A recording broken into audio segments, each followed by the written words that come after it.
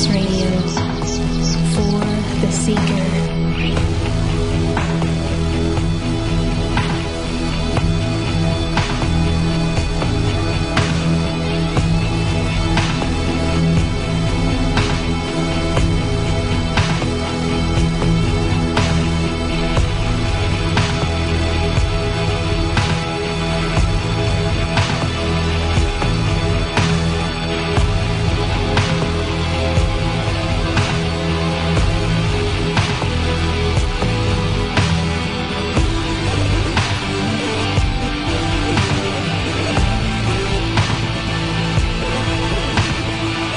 Welcome back. This is Henrik. Thank you for tuning in to Red Ice Radio. As you might know, we've been doing some traveling here in the last few days.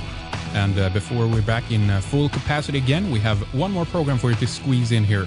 We have Stephen Greer with us for an hour today. He has recently been involved in the Sirius documentary film that has gotten mixed reviews from praise to criticism. And we're going to hear what Greer has to say about the film today. So stay with us for more. Welcome to the program, Stephen. We spoke once in 2010 for an hour, and it's good to have you back once again. So thank you for coming on and spending some of your time with us again. Thank you. I appreciate your interest and support. Well, this has been a very interesting development to follow around the movie. A lot of controversy surrounding the film as well. Sirius, it's called. It's been out now for, I think, about a month or something like that. And before we get to some of that, Stephen, let's hear about this from your point of view first. Tell our audience about the film and why you wanted to make it primarily. Well, of course, I did make the film. There's a production company that made it. We wanted to have something come out that would educate the public further about three things. And what Sirius does, and you can go to SiriusDisclosure.com and actually view the film online. It's video on demand now, available to anybody who wants to look at it.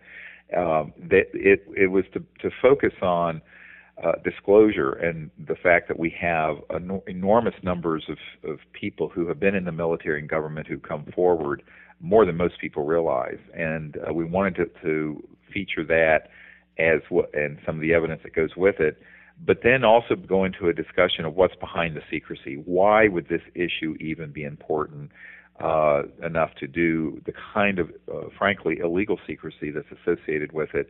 And that enters into this whole question of the technology, the zero-point energy, and even anti-gravity, so-called gravity control technologies.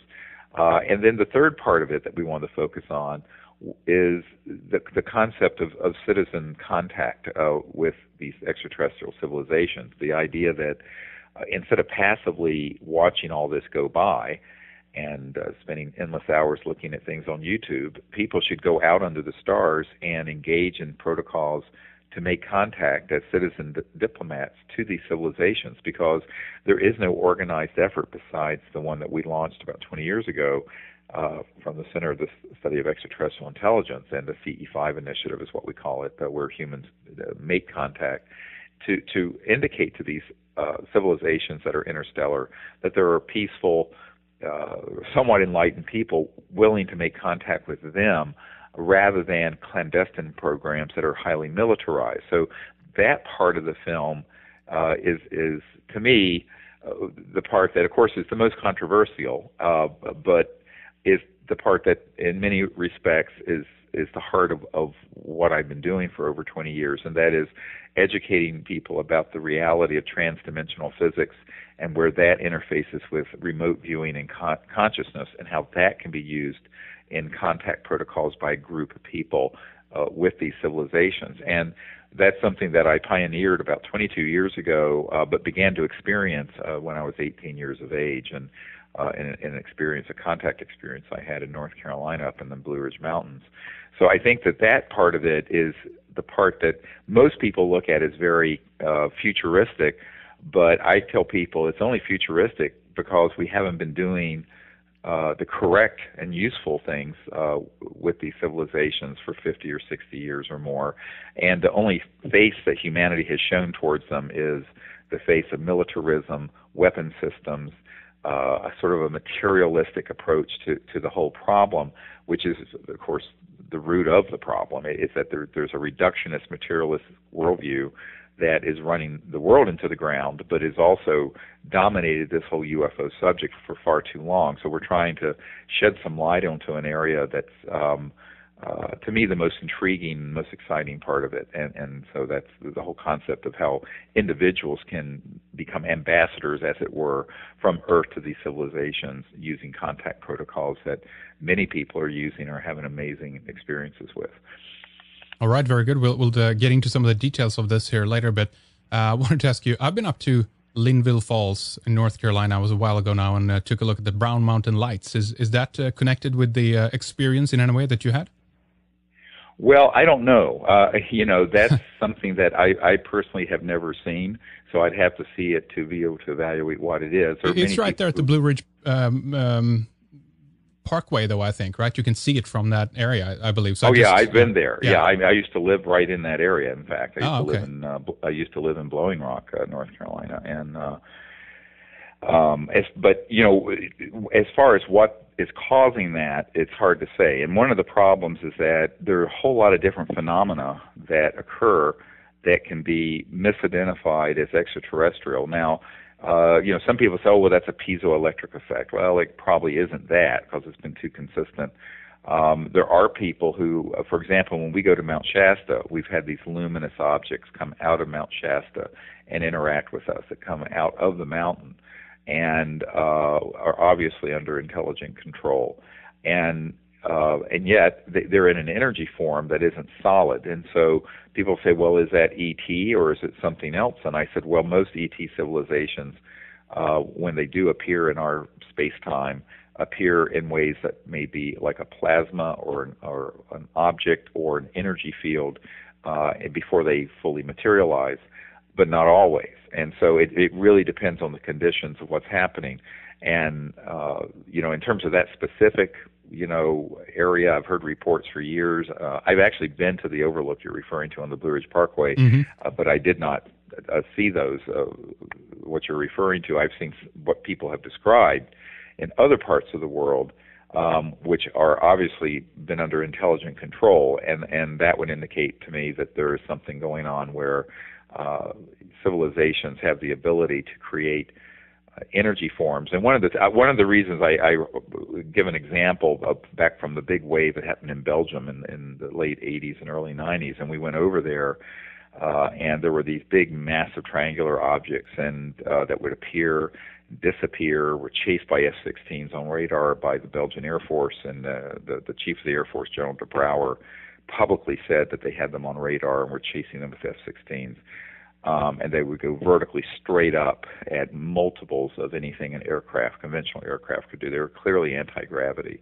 But one of the interesting accounts that I had when I went over there and we had a contact experience with one of these objects is that it was more in that sort of energy field, but it was giving off this reverberating vibration right above our car up on this ridge at Henri Chapelle. And I later talked to a gendarme, a military police in this little town that had seen one that was a very famous case. And what they had left out of the case, which I found was the most important part, was that it was a sort of what's been seen at those Brown Mountain Lights, but a little different, where there was this big, fully materialized triangle over the center of this little village, over the steeple of a church in the town center. At about 10:30 at night, everyone came out. The equivalent of 911 emergency center was just flooded with thousands of calls. And this object was hovering there. However, when it, I don't know if there were jets approaching or what, but at some point, while they were watching, this object that was fully materialized in this dimension, and it was about 800 feet on each side, about 3 football fields, it collapsed into a single sphere of pulsating reddish-orange light, like a plasma or an orb. And that massive craft became and folded into space-time, just becoming this lit area, and then it shot straight out into space. And they left that out of their report because they didn't think anyone would believe it. And I said, oh, no, what you observed is the sine qua non of transdimensional interstellar technology, because if it stays just materialized in 3D, it can never go from one star system to another. It has to do this shift. into another energy form, and then from that into another dimension. And they were just astounded that I said that. But what I have found is that even in the UFO reporting world, the most important aspects of the phenomenon gets sanitized out, for lack of a better word, or left out, because it's so unrelatable to an aircraft landing at JFK Airport or what you would expect. And what I point out to people is that the stranger it is, the more likely it is extraterrestrial. The more it is moving and looking like a conventional aircraft, the more likely it is it's probably an experimental Lockheed Martin or Northrop Grumman anti-gravity prototype, which we do have. And many people will see those and think it's ET, and it's not. And so the issue becomes rather complex. Definitely. I mean, those in Belgium, at least also I've seen photos of, they look very much like something experimental that humans would make, the few images that are available of that. But that's just my take on it. Well, some people feel they may have been things like the TR-3B and other prototypes of anti-gravity that are triangular. On the other hand, some of their behavior and characteristics that we saw and were reported were clearly not of a prototype. And this then brings up the question, are both going on at the same time? Now, you know, and so some of those objects may have been ours, some of them may have been extraterrestrial, and the extraterrestrial may have been observing what we were doing with these advanced systems. Right there where the Cold War and the superpowers had their borders in the late 80s and early 90s, it was a very dynamic period. So there was a lot going on that it hasn't been discussed, and which, you know, we could go into, but that's just one case. The key thing I point out to people is that you can't make it's sort of like, you know, I'm a trauma doctor, and it's sort of your differential diagnosis of something. And what people want to do is they want to say anything that's not conventional is ET, or it's whatever. And the reality is that there are multiple categories of things that it could be that you have to evaluate. And that's the other thing that I, really enjoy training people and educating people on, because I think a lot of times people don't have any idea that something that they saw could be an experimental anti-gravity human device. Because I'll hear people say, "Oh, I saw this thing moving like this, and it absolutely couldn't be human." I'm going, well, actually, when you figure that in October of 1954, which is now we're coming up on 60 years, that we have figured out gravity control, and we had operational systems since then that have been highly classified. In fact, there's a videotape of someone, a military spokesman some years ago, accidentally saying the next generation of aircraft that we'll bring out will all be anti-gravity. And that was on the record, and he let it slip. And it was a very interesting accidental comment, or maybe it wasn't so accidental. But what we have found is that most people don't even understand what are in covert human programs, never mind what an extraterrestrial vehicle could appear as.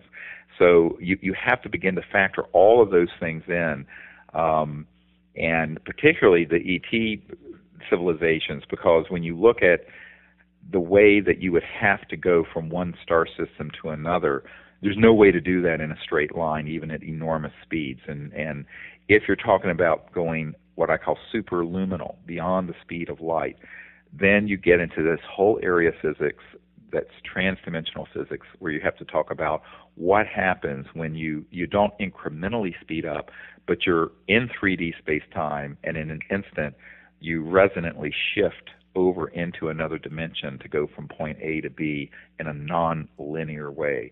So A and B become right next to each other instead of 50 light years or 100 light years or 1,000,000 light years apart. Right. And this area of science is, to me, the most interesting, because it explains a lot of the phenomenon that people experience with ET craft, where when we've been out under the stars, we've had them fully materialize, and we have images of those. We've had beings that are extraterrestrial beings come in a flash of light, and on the camera, the digital cameras will pick up a person just hovering there, and it's a extraterrestrial being. It's actually on our website.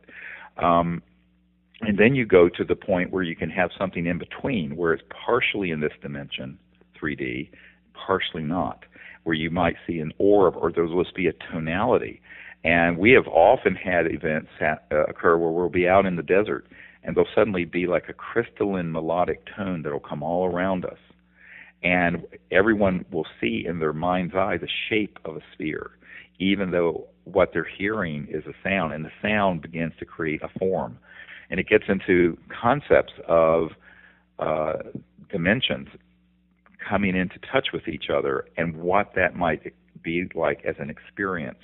And then you get into something even more controversial, and that is the fact that consciousness is a non-local field.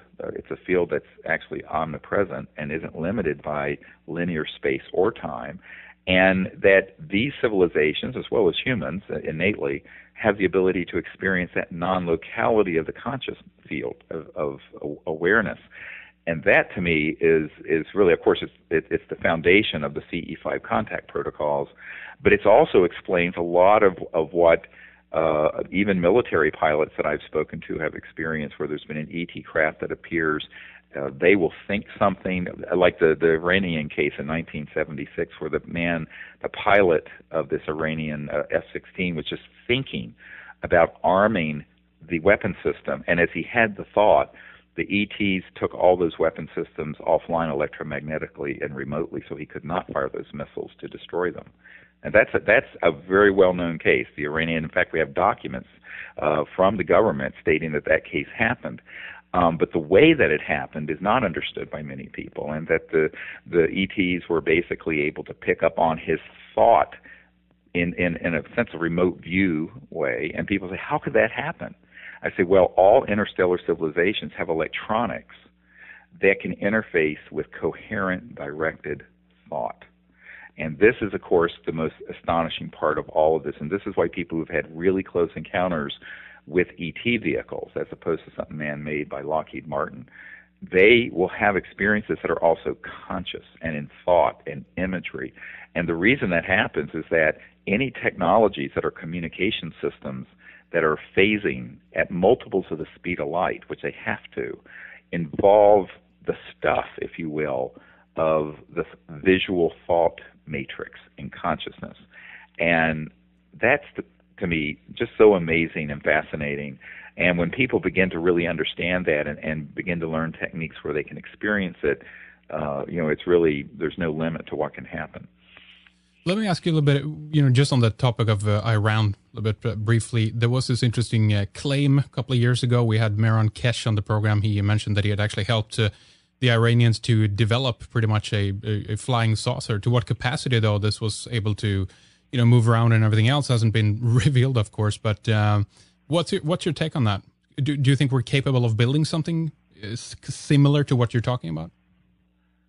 Well, certainly, that's what I was saying. We certainly have built, beginning in the 40s and 50s, experimentally, so-called flying saucers and anti-gravity vehicles. And as you know, if you go to our website, we have materials up there from people who actually were at Norton Air Force Base before it was decommissioned in the 80s, where there were 3 of these man-made, very UFO-looking aircraft that were the early models from the 60s, 50s, and 60s that were in sort of an aerospace museum at this covert facility, and they were just hovering above the floor. And I think one was about 25 feet across, one was 50, and another one was quite large, about 100 feet across. Mm-hmm.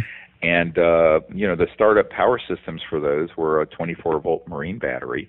It would go into the zero-point energy field. They'd go through a series of coils that caused the mass cancellation, so that these objects would, quote, levitate or float.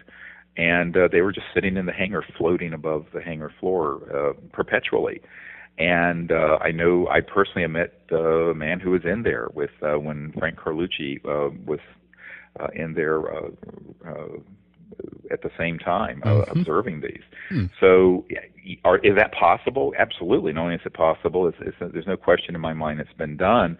Whether or not this was done and the Iranians were experimenting with this, it's possible. I don't know. I mean, what I know are the folks that I have firsthand knowledge of and schematics for and documents for, and that's what Disclosure Project has done.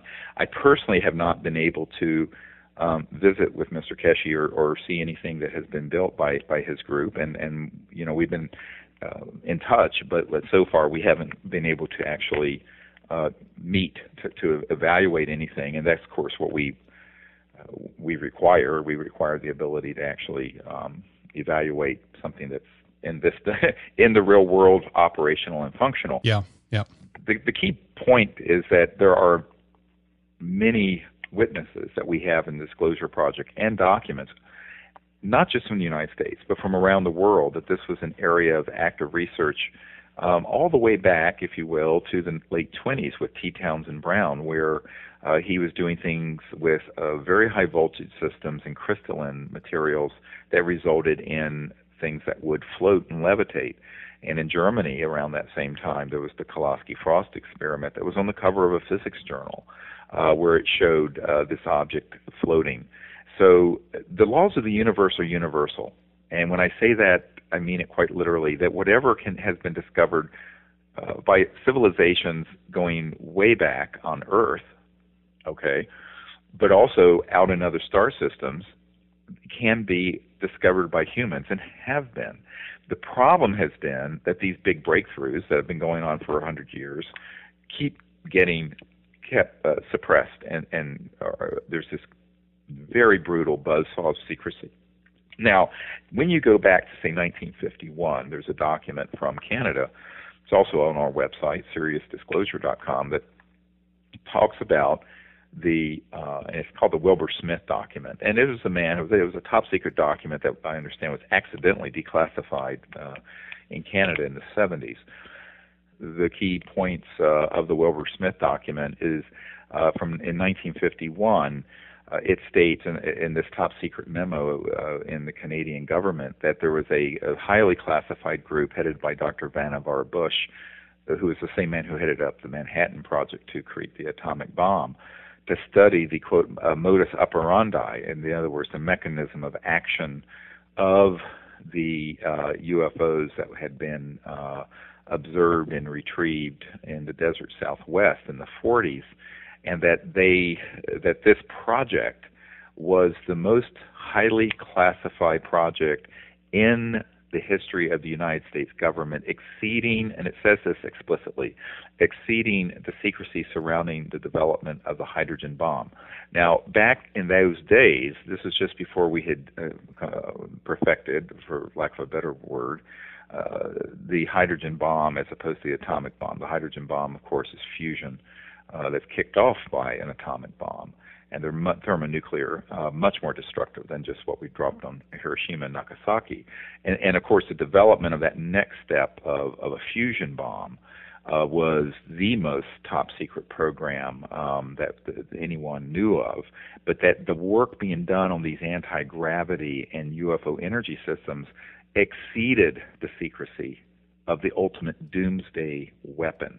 So what people have to understand is that this document is a smoking gun, and it absolutely states what other documents we have and other witnesses that we have state, that the secrecy around this issue is so extraordinary because the technologies would enable the entire civilization to throw Bretton Woods away and the petrodollar away and oil and gas and coal and nuclear power away, and we would have what Tesla told everyone we had, and that is this infinite sea of energy that we could tap into for peaceful energy generation without pollution at zero cost.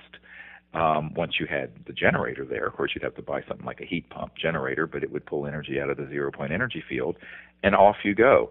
So this, of course, is something that when you look at the fact that there are hundreds of trillions of dollars in commodities that are traded, and utilities, and internal combustion engines, and people and corporations that own oil fields and coal mines and uranium and power plants and jet engines, all of that would be obsolete.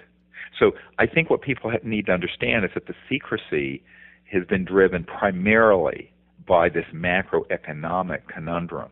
And the conundrum is we need to make this next step and bring these sciences out for peaceful energy use. But if we do so, the people who are, as it were, in the catbird seat running the geopolitical power system would have to understand that their power would be dispersed to the people, because it literally and figuratively would be a dispersal of this centralized power that we live under today, where there's 200 or 300 corporations and individuals. This is not a conspiracy theory, it's an economic fact, that have over half of the net worth of the world, and that there's this sort of macroeconomic slavery that we're living under. And this is what the Honorable Paul Hellyer and I spoke about some years ago when he was first stepping out on this subject, the former Canada Minister of Defense.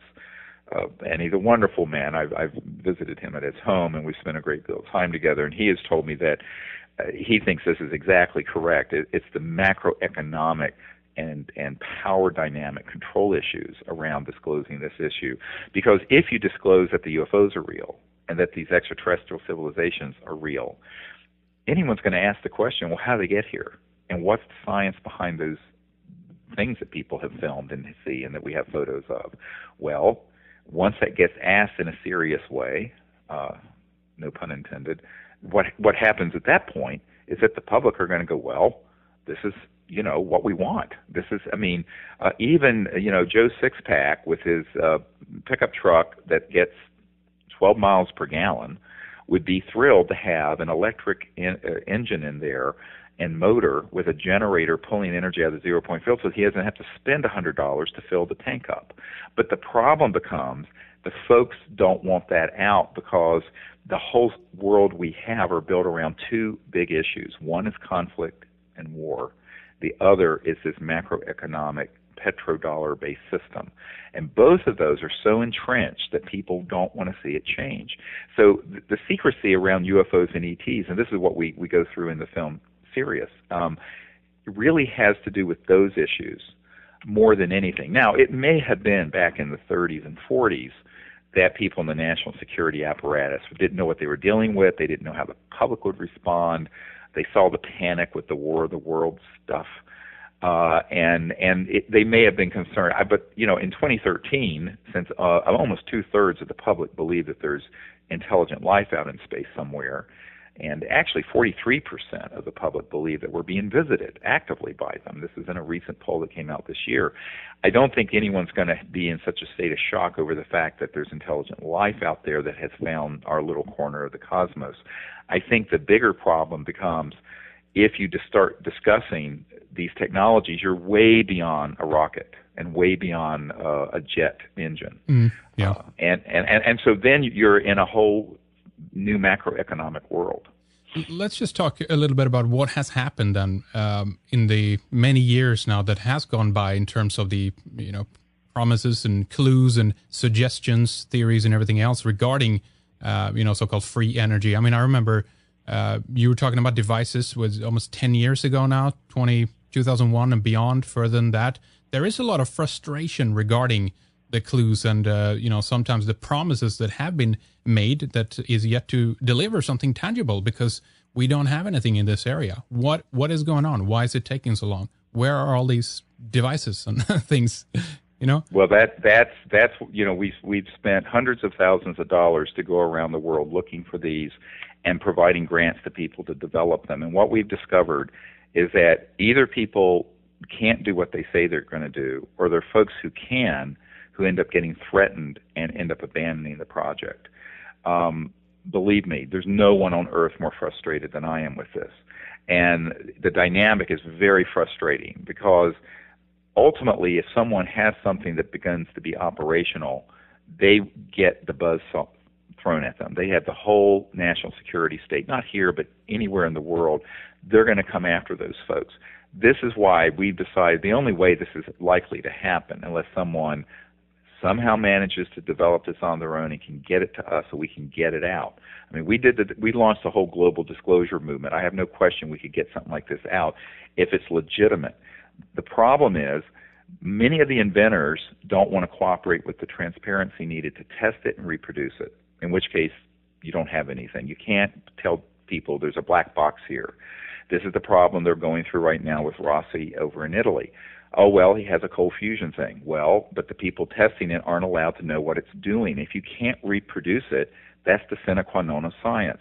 So that's what we've run into. On the one end, you have people who develop these technologies who don't want to do what is necessary to prove them. On the other hand, and there you do have those people who are actually hoaxing these technologies out there. Then you have the folks who are willing to get it to the next step, and then they get a visit by someone who threatens them or buys them out. Now, Dr. Tom Beard and I talked about this. Many of the folks and devices like this that begin to service, they disappear, and they don't disappear so much into some sort of threatening matrix, but into something where, as he told me once, there was a man that had one of these devices. He had tested it. It was legitimate. The guy disappeared. Next thing he knows, the guy is wearing Armani suits and has millions of dollars. And this is someone who didn't have a pot to pee in, proverbially. Any names we can put to that? Not this particular guy, but the point is, this has happened over and over and over and over and over again. So how are you going to break this cycle? Yeah. Well, if you don't learn from history, you're going to repeat it. So over the last decade, what we've learned is that, yes, we provided grants to people. They either couldn't do it because they needed more technical and security support, or they began to hit pay dirt and they ended up getting threatened. And that's happened in the last few years. And so what we've concluded is that we're going to have to develop an energy research facility. It's going to have good security. It needs to be live streamed onto the internet in a very transparent way. And it's got to be staffed up with people who can all pitch in from different disciplines, because you're dealing with very high voltage systems that, while complex they're simple on one level to comprehend, but actually getting things to work properly under a controlled fashion that's safe is a lot of engineering. So this is not like developing an iPhone app, which you can do, at your desk and then put it on the internet. This is some serious physics. And so we've concluded that that's the way to go forward, because we've tried this other way and it hasn't worked. And it hasn't worked for reasons that we felt probably wouldn't happen, but that was all the resources we had. And let me ask you this then, Stephen, considering what we've seen government do in the past with, David Koresh and all these, atrocities where people's houses, fortifications in some cases, are simply raided. They drive tanks in through the walls if they have to, and they create any kind of scenario surrounding that to be able to discredit this in terms of the other people who might be sitting and watching this on the media. We're dealing with people who have atom bombs at their disposal, and they're willing and ready to drop them. How is this helping with security and on that level? Do you see what I mean? I think the difference is that exactly what we did with Disclosure Project. When we went forward with that 12 years ago, it reached hundreds of millions of people around the world. We put all this in, and then we released it to the public, and it was covered. Now, the internet at the time was nowhere near as developed then as it is now. What we could do now is, if we had the funding in place, and this is the big if, because I don't see, right now we do not have it.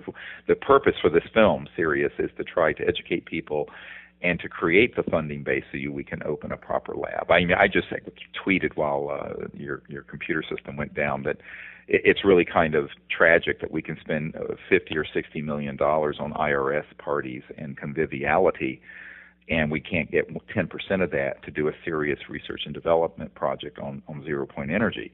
But, this says something about our society, frankly. But if we can reach that point of support and do this properly, I think that it has to be done where, to use an old slogan, the whole world's watching, and you stream it, and you have lots of people. You do not do a Silicon Valley secret type thing. You do not do this in a black box.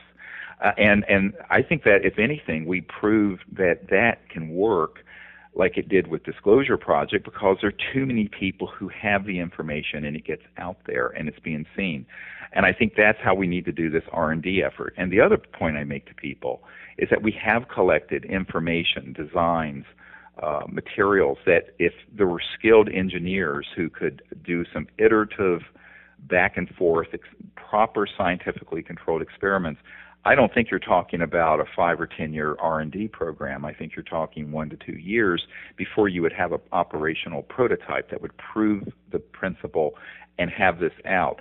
And at that point, it wouldn't be a black box. It would be done in a way that we would be asking universities and other people we have very good contacts with to recreate the effect. and put it out there as open source as possible. Because I think that if it's done the other way, the proof is if you go the patent route, it's going to get seized through a national security order. If you don't go the patent route, they can still come in with a national security order and take it. All right? So the question becomes, how do you do this when you have this overweening, abusive national security state, which I agree with you, will do anything, including breaking the law and subverting our liberties to get their own way. And by the way, it's not just like this in the United States. It's also like this in Russia and Great Britain. People who worked on this in Brazil have run into the same buzzsaw because there is a transnational superstate that is keeping this stuff under wraps.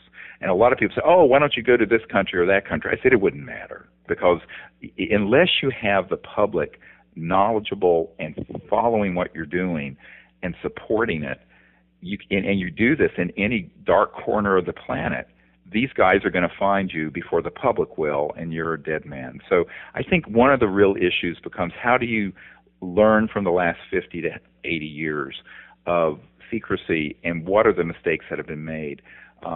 And actually, over the last decade, our intention about a decade ago was to have enough resources so we could do what I've just described. But we never were able to raise that level of funding, so we did what we could. And we knew that that was a far riskier and less likely successful outcome, but we didn't want to just do nothing. So that's what we did. At this point, the reason that Sirius was conceived of, and I know that the director and I talked about this, was to build awareness and to advance disclosure, but also to help have a mechanism to attract and create the funding needed for us to bring these science and technologies forward in a properly supported research laboratory. And I don't think that anyone has ever done that, because if it had been done, we'd know about it. I know of attempts where actually 10 times the amount that we're seeking have been raised with private equity, but they've been done in a Silicon Valley way, very secretively, and those all end up disappearing. And that's one of the concerns I have. I keep seeing the same pattern repeating. Well, let me ask you this as we move ahead here a little bit. Then the proceeds of the film are going to help to set up this energy lab that you're talking about. Is that correct? Yes. I mean, our goal is that if we can raise the funds, and we're about ready to put up a budget and a 2-year plan and budget for it. It'd be around $6.3 million, and which would be a staff of 18 to 20 people and a facility and the right equipment and what have you. And, you know, whether or not, if we can't reach that point, we'll continue to do educational programs until we do reach that point. We're hoping that it can be a combination of people who want to put larger sums in, as well as the public putting in just small amounts like we did with the film. I mean, one of the wonderful things about the film Sirius is that the public supported it. It's the most successful crowdfunded film in the history of crowdfunding, like Kickstarter, and for a documentary. And so we're hoping that we can do the same thing with the film and raising the awareness. And if we fall short of that, obviously one of the problems becomes, when I've spoken to people who are engineers and project managers and what have you, they're not going to leave their career track positions at an engineering firm to work for 2 months on something. So you need to have a 2-year budget. You need to have a facility where they can work. You need to have security. You need to have the right equipment. And one of the problems with the equipment, just I don't get too far into the technical weeds here, but to anyone listening who has an electromagnetic engineering background, most of the things that are very highly effective are in the tens of thousands to millions of volts, but at very low current. So the power is very small, but it's very high voltage at certain resonant frequencies and harmonics that create a pointing vector, as it were, into the zero-point energy field that creates this over-unity or free energy effect. We understand this very well, and it can be done. Well, Stan Meyer was doing it through water, with the water system, where he could dissociate the H2O bond into hydrogen and oxygen and run a car on that gas with no pollution. You can do it with crystalline structures. You can do it with modern nanocrystalline structures, which is what Dr. Bearden was experimenting with his so-called MEG. You can do it with other materials and coils, as well as magnetically charged fluids that are in a toroid-shaped object. And these are all things that we've looked into that have either been confiscated or had national security orders on them, or have just died with the inventor because he did not leave full specifications for anyone to follow up on, in the case of, say, Stan Meyer.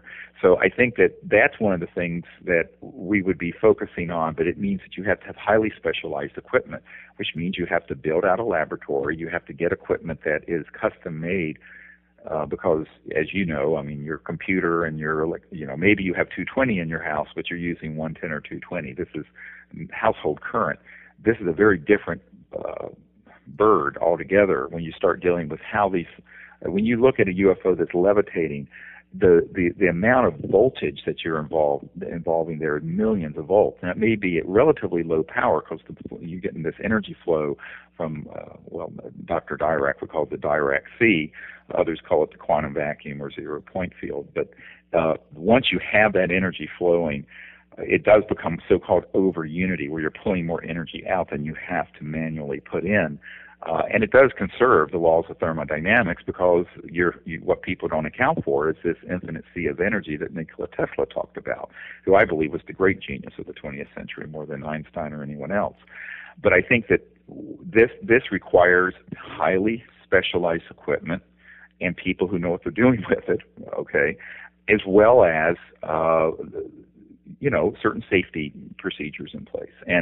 And you can do it. I mean, certainly there are other people who have stumbled across this effect.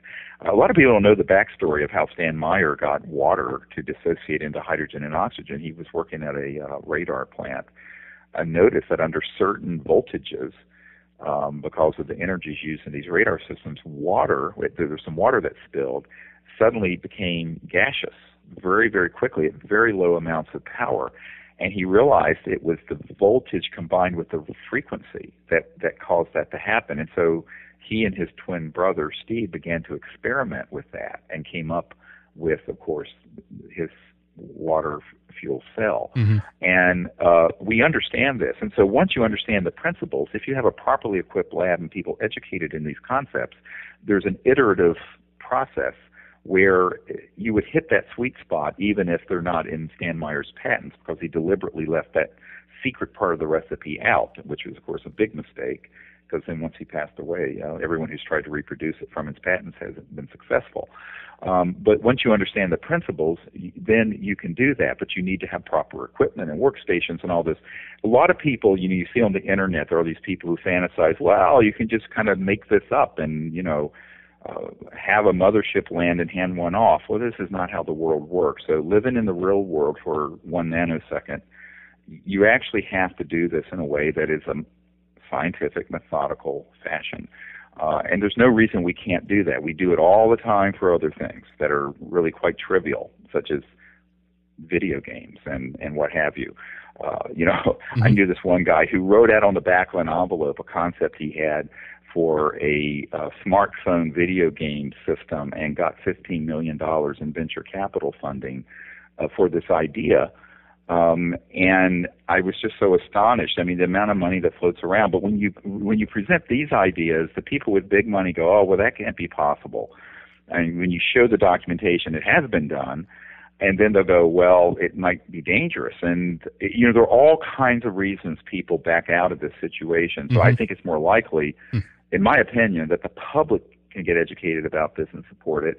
And if they don't, I guess we'll continue to use fossil fuels until both polar ice caps melt or something. But I think that, I hate to say it that way, but I mean, at a certain point, people, it's an educational process to have people realize that this is not only feasible to do, but we can combine our resources and do it if we determine that it's a priority. Unfortunately, it has not been a priority. Most people who look into these matters just want to be entertained with, frankly, shock and drivel on the internet. And I think that what we have to do is begin to say, are we serious about this or not? And if we are, let's get serious about it. And serious about it doesn't mean a few $1,000s. You're not going to do anything with a few $1,000s. And if someone does have something that's operational, great.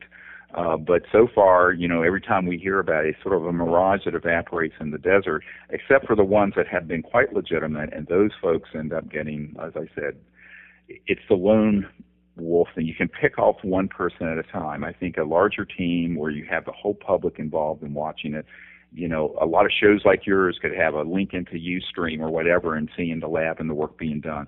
I think you do this in as public a way as you possibly can. And I think the mistake that's been made every time we've looked into it is, I hate to use the word, but the inventor secrecy that surrounds these sort of breakthroughs is the Achilles heel.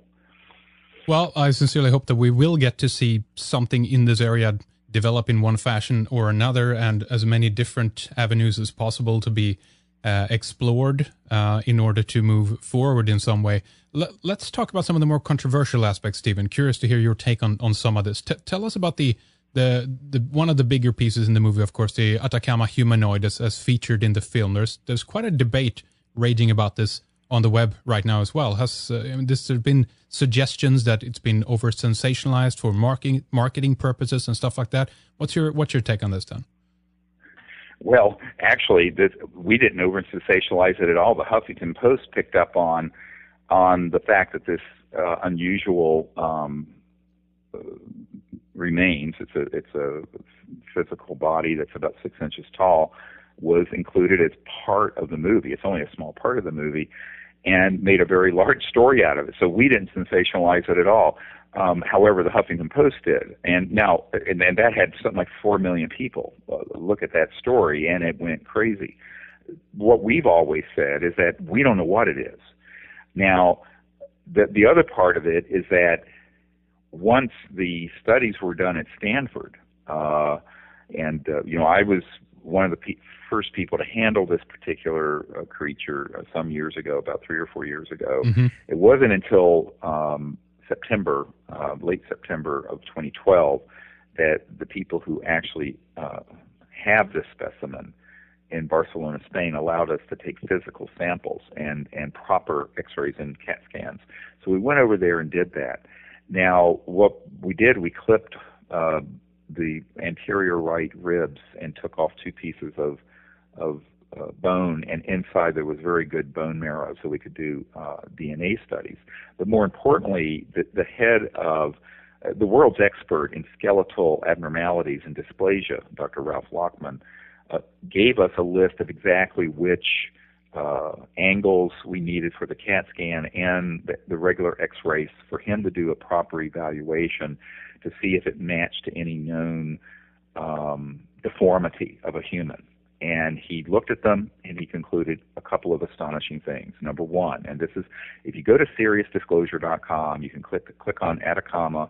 I have a whole report there. Everyone can see the X-rays. Everyone can see Lockman's report, Dr. Lockman at Stanford. Everyone can see the MRI scan in 3D. It's there for anyone to see.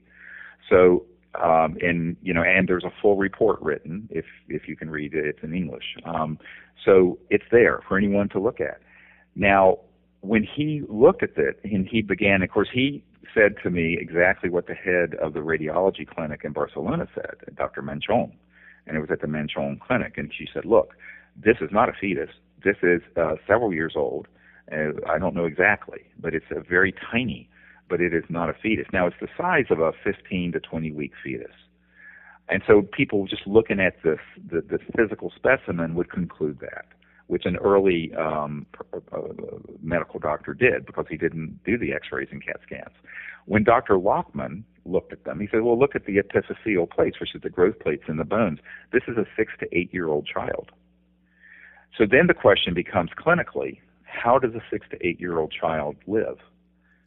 In 100 to 1,000 years ago, we're not sure exactly how old this specimen is, in this driest place on Earth, in the Atacama Desert, without any medical facilities, because, in an ICU today, you'd be hard-pressed to keep something this small alive for more than a couple of hours.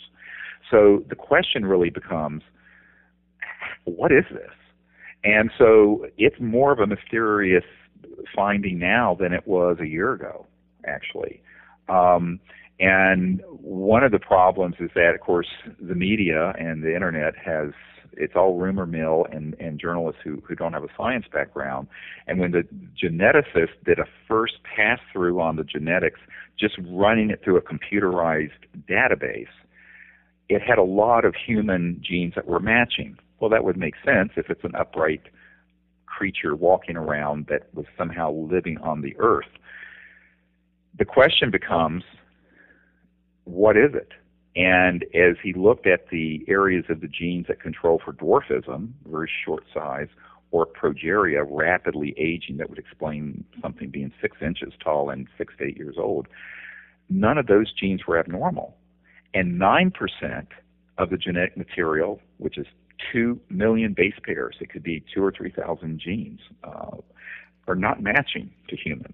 Now, at this point, he doesn't know whether that's a computer error, a sampling error, what's called junk DNA, which now they're discovering junk DNA is actually operative under certain conditions. It's called epigenetics, or what? And nobody knows, because to go through those 2 million base pairs has to be done manually by multiple teams of scientists.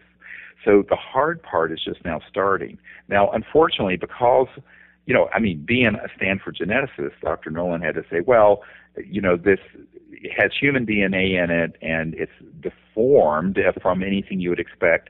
And so the journalist saw that and said, well, case closed, it's a deformed human. Well, that's not true at all. He doesn't believe that. No one believes that.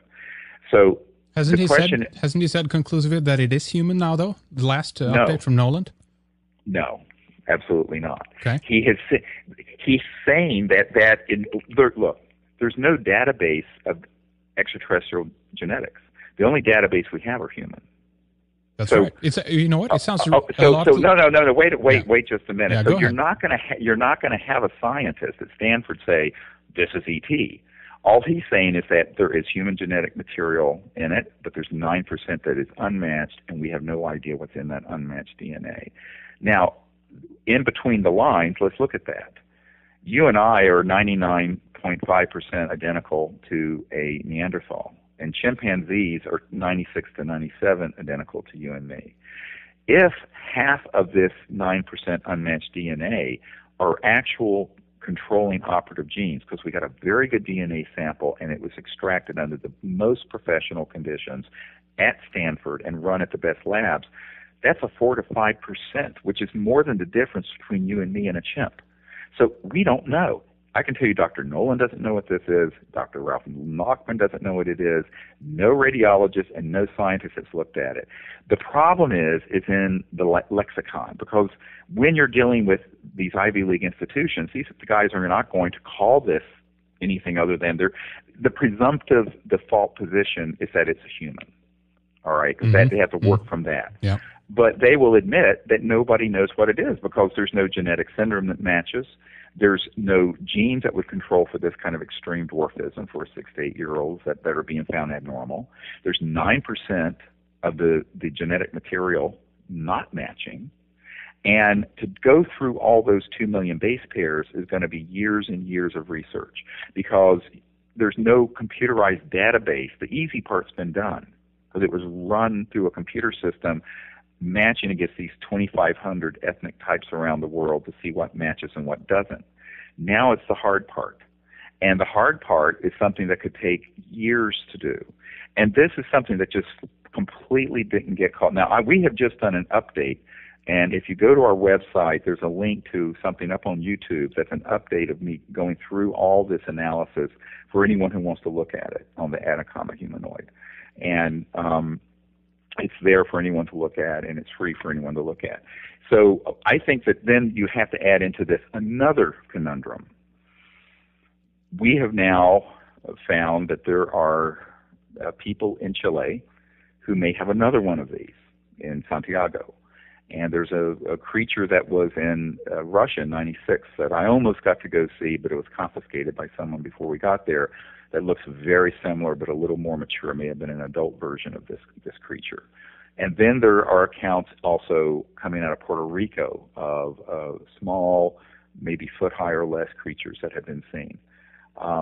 So if all of that is true, and this is what Dr. Nolan and others have admitted, if there's more than one of these, then it kind of precludes a one-off unique genetic defect.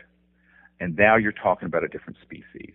And then you start adding in the clinical picture that where these particular life forms have been seen living in Chile is also associated with objects that are these luminous spheres that go in and out of the mountains like you were discussing at Linville Falls.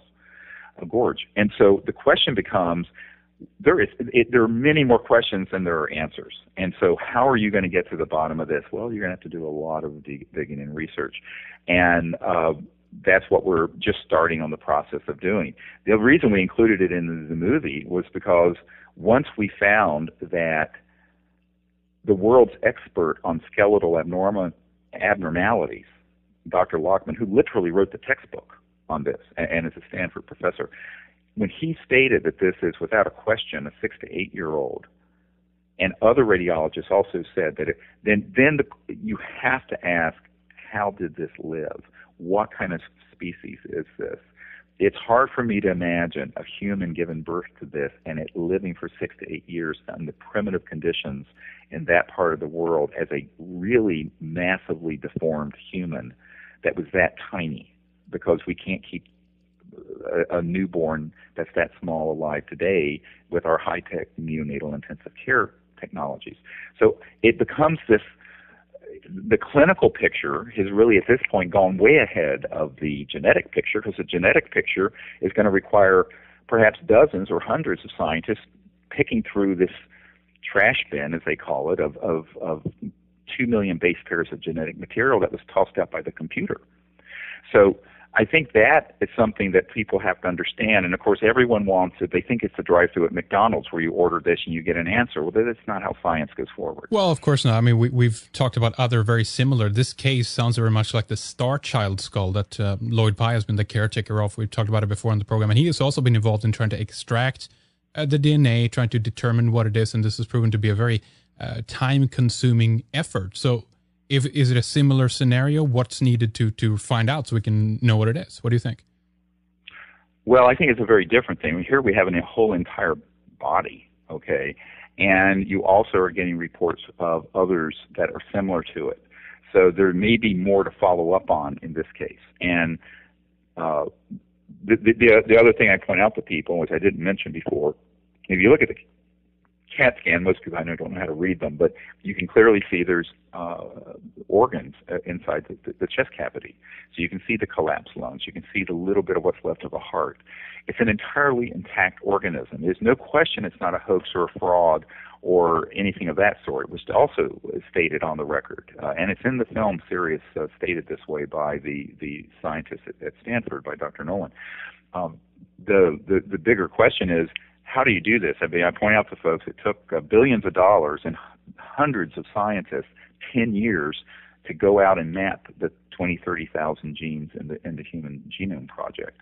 Here we have perhaps 2,000 or 3,000 genes that are going to have to be run to ground, and I won't bore you with the details of how you do that. You actually have to isolate things that look like they're in operative genetic groups and then put them in what are called mouse studies, but we don't know if those would be relevant if it's not a human species or even something that originated on Earth.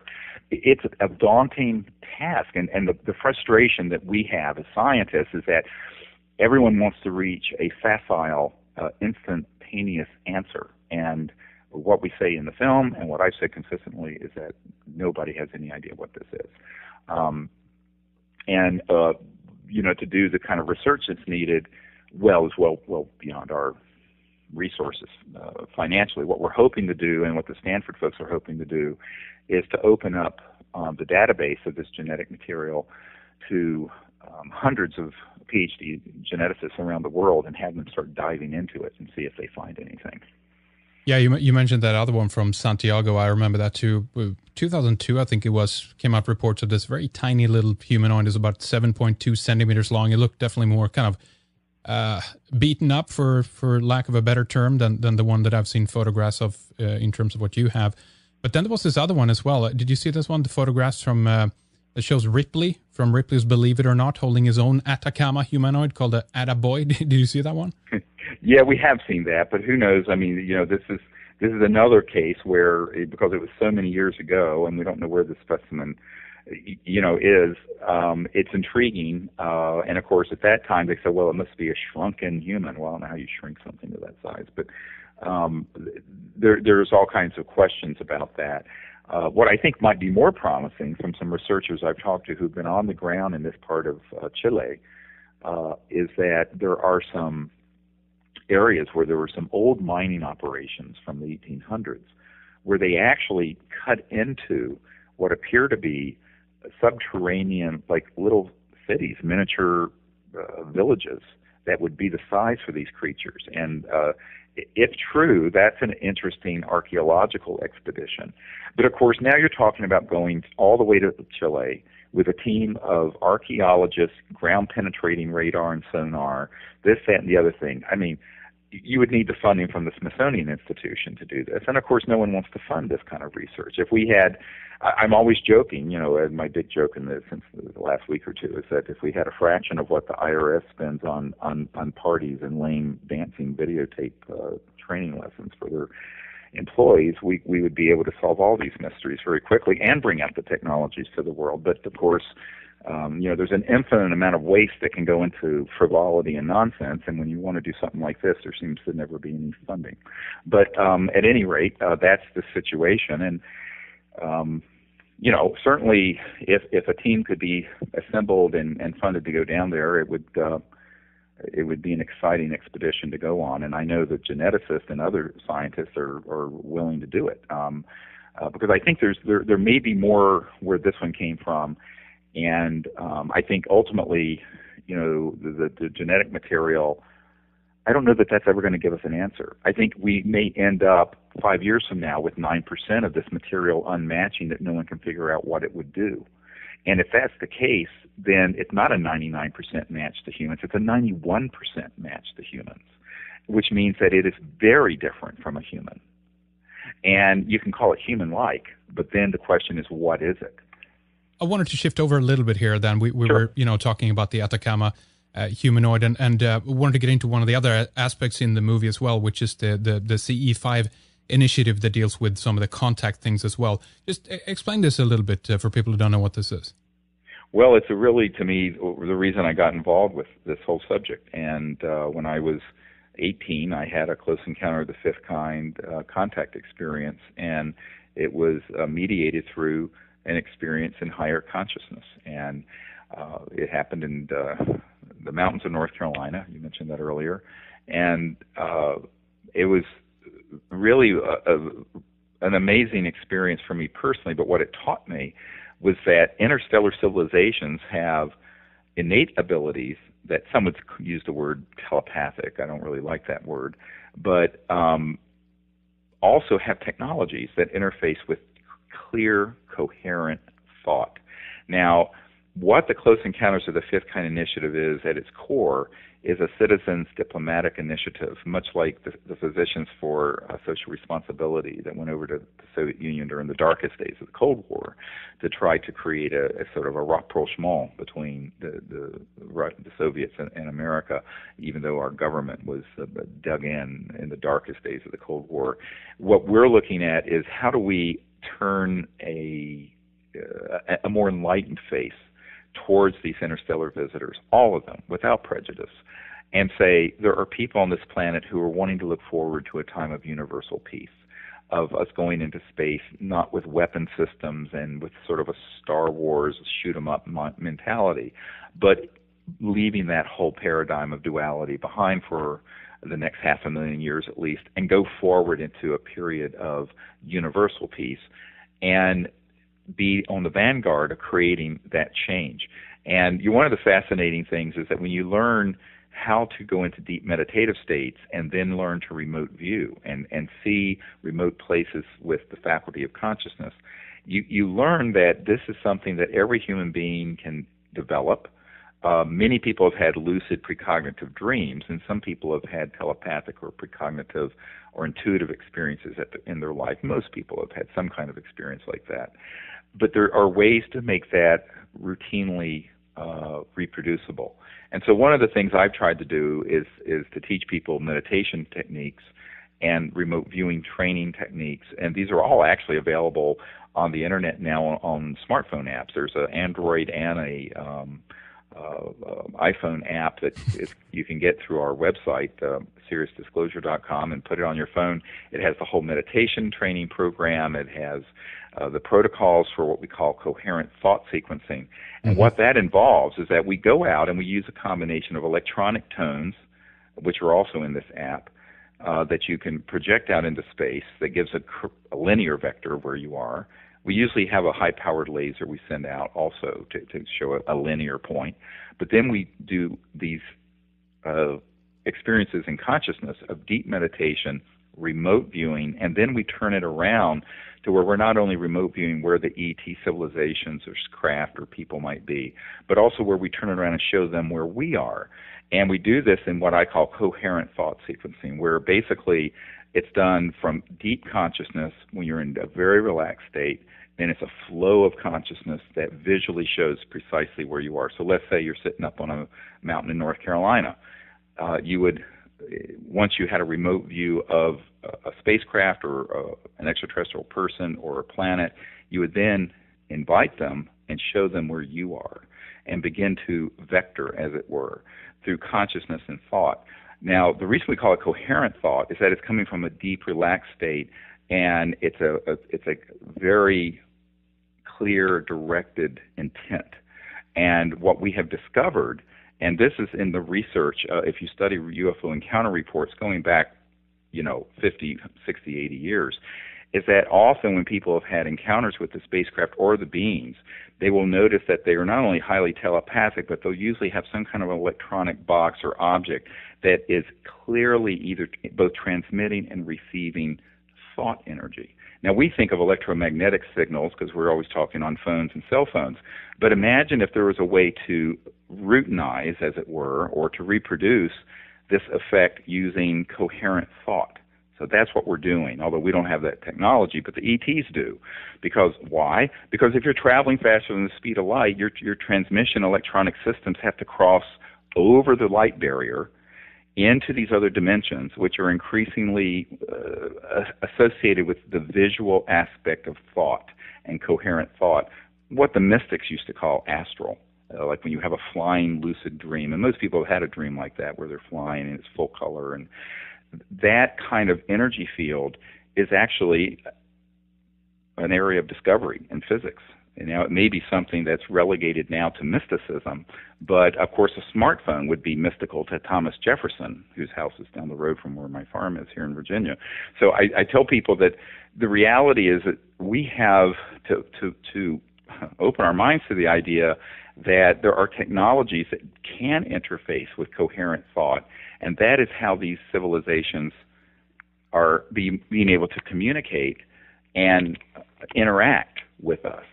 And so that's what we utilize as a group. So we'll go out with a team of people, and we'll set up the electronics and also set up the meditation and invite them in a spirit of universal peace to visit us. And we're never disappointed. They may not come fully into this dimension, but there's always some kind of amazing contact phenomenon, whether it's electronic, tonality, sound, spheres, the kind of things you were describing at Linville that happen that are around us that are really quite amazing. And I think that more importantly, when you have a lot of people doing this, and now there are thousands of teams all over the world doing this, it creates what Rupert Sheldrake called this morphogenic field shift, where as like the 100th monkey effect, where more and more people begin to do something, it potentiates that positive change in society. And so that's a very important part of what we're doing as well.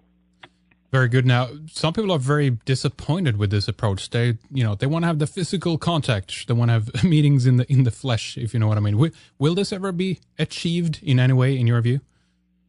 Well, it's likely it will at some point. And I think that the question is under what conditions and with whom. Yeah. We have had experiences like that, actually, where we have been out and people have been physically touched very quickly, or where beings have appeared and then disappeared, where a whole group of people have seen them fully materialized, where we've had craft that have been fully materialized and come over and then disappeared. The question is how fleeting it is and what people's expectations are, and what are the conditions. One of the problems I've run into is that every time, if you look at the film, Sirius, I don't know if you had a chance to see it, is that at one point we were out about a year ago out in Colorado, and there was this disc that came floating right over us, and within seconds there were actually two military jets that turned and vectored straight in towards it.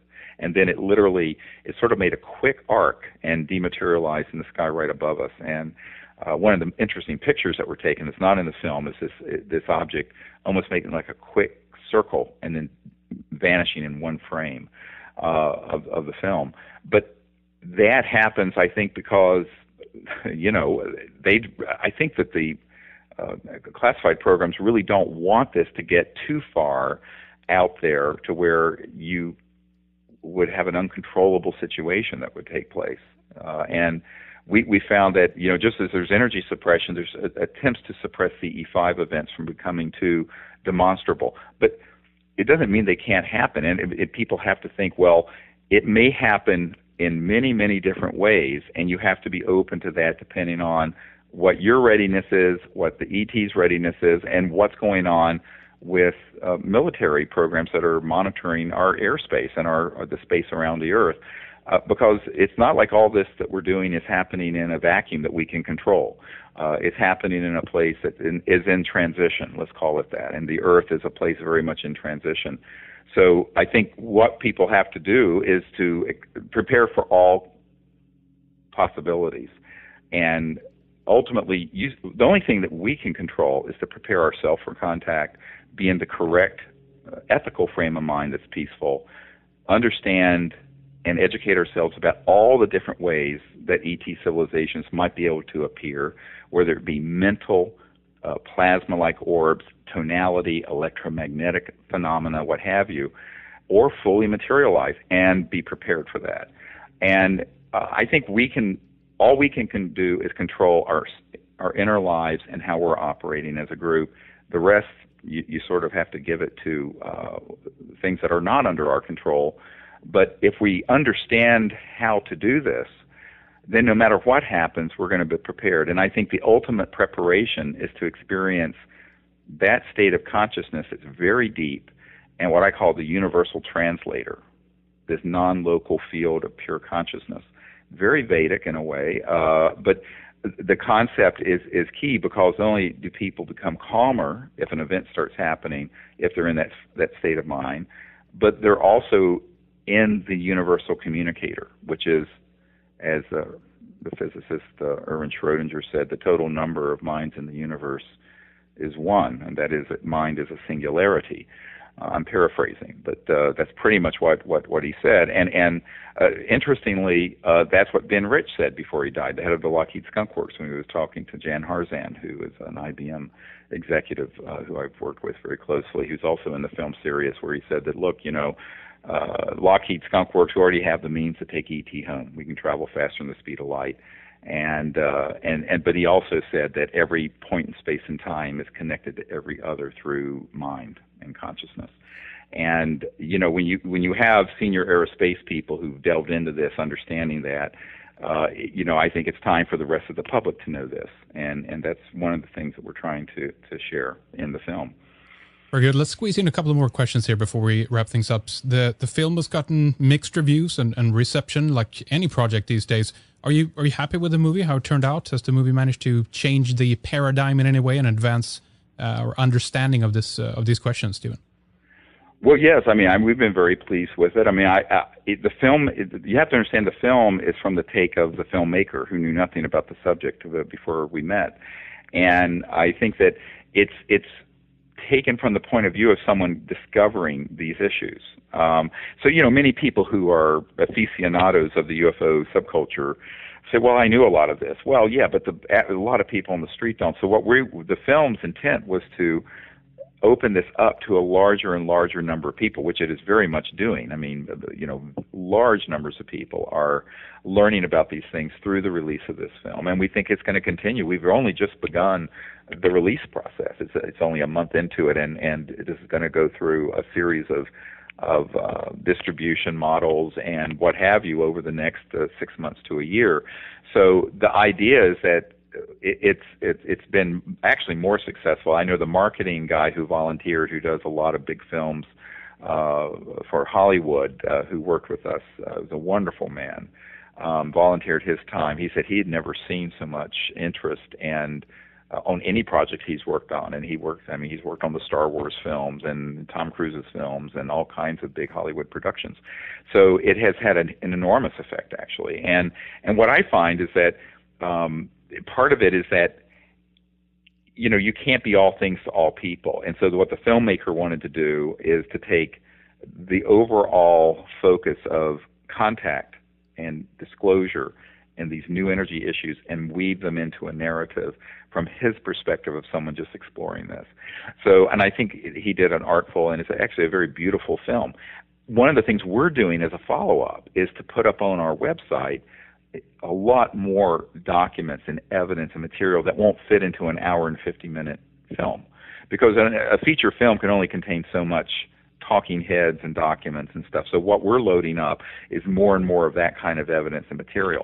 But what we have found is that most people want to be, you know, see things that are very concise and very short. And, you know, we live in the Twitter universe now where 142 characters is most people's attention span, unfortunately. But what we are doing is putting more and more of these interviews. So all these interviews we have with military people, we have something like 110 hours. So we're putting that on the YouTube channel, and also we're also putting it on links from our site, and then more and more of these government documents, more of the research we're doing on the Atacama humanoid, much more material than would fit in a film. So I view the film as a portal into further discovery and research by someone who would become interested. And so that's what we're trying to provide. Now, remember, we're doing all this with volunteer effort around the world and no paid staff. You know, everyone has this idea that somehow there's a huge office building full of people working with us. I mean, it's just silly. It's just a volunteer effort, and we're doing what we can as quickly as we can. But ultimately, I think there's a lot of material. If you go to SiriusDisclosure.com and look at all the links and look at all the research papers and documents and interviews with military and other people and the material that's there that most people really don't know about.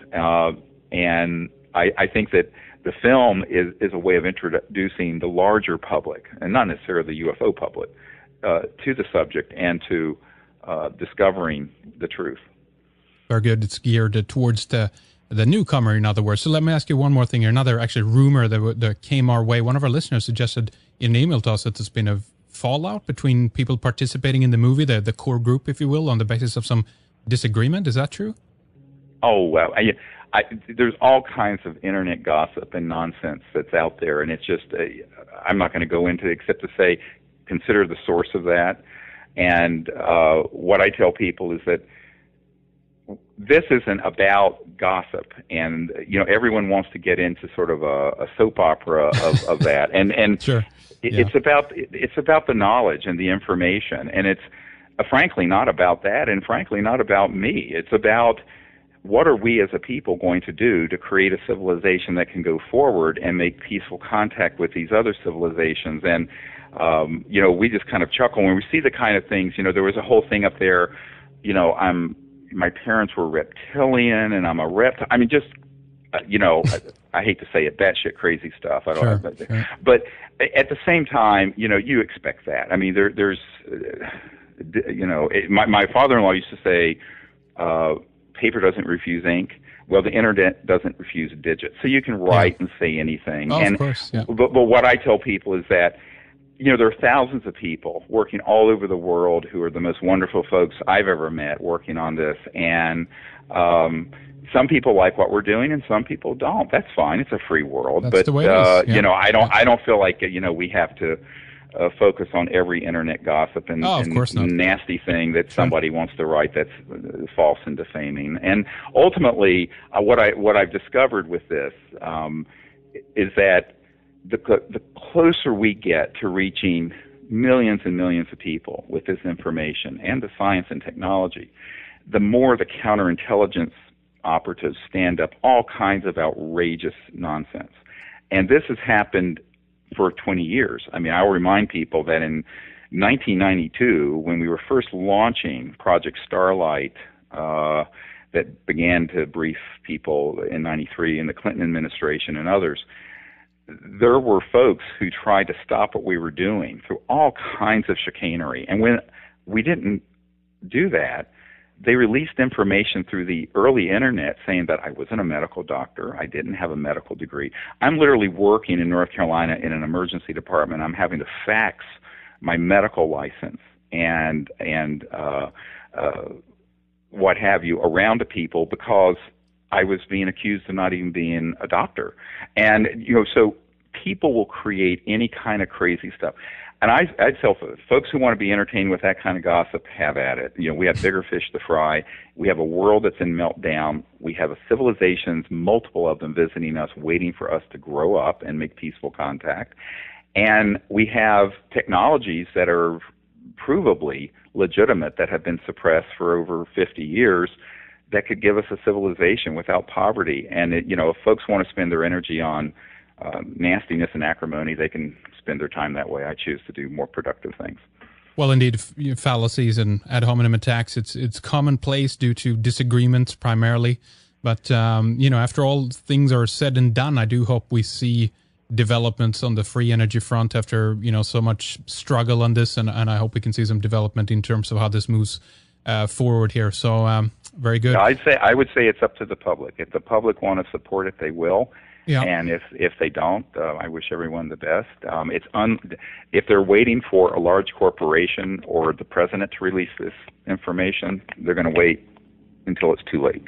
So I would say we should all do what we can to do something constructive and positive for the world, and that's what we're doing. Yeah, I hope there's inventors out there that just dares to do it on their own and spread it as much as possible online to make it open source, as you said. That's kind of where some of this might lie. But let's wrap up here for this time. We appreciate having you on, answering some of the questions about the film that we had, and of course some of the other surrounding stuff to this. Give us the website again, then, so people know where to go to find out more if they want to check this out for themselves.